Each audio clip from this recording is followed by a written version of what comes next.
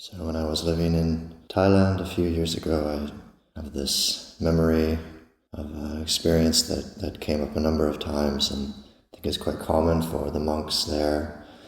Sometimes the lay people will very generously offer the monks ice cream, and I have this memory, a number of times being quite excited to have this ice cream, and you have your ice cream next to your bowl of food, and sometimes you have to wait a little while before you start to eat, and then you finally start to eat your meal, and it takes you 10 to 20 minutes to eat your meal, and then when you finally get to your ice cream, because it's Thailand and it's so hot there, usually there's not really much ice cream left, and it's usually like basically an ice cream soup that you just have to drink. And I always remember just being so disappointed by that, and this kind of incredible letdown, and just the feeling like why can't my ice cream just be the way that I want it to be?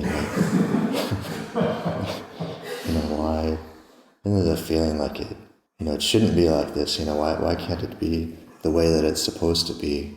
But reflecting on this, I think it's just a really great example of the unsatisfactoriness of life in general. We reflect on anything, and everything in our life really is like that. It's never really what we want it to be. It's never really what we think that it should be, or it's never really as good as we would like. And even in the situations where it is, as good as we want it to be, even if we get the perfect ice cream and we're able to eat it right away, that experience doesn't really last very long.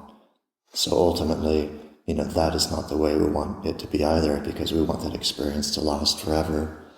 And just reflecting on this past week here, we've had, many of the monks and lay people have left over this past week, and it's been really unusually quiet here, and I've really just been enjoying the change in atmosphere. It's been so quiet and peaceful, and we've had kind of an open schedule, and I found myself having the same thought, as the ice cream, kind of why can't it always be like this? It would just be so wonderful. It should always be like this.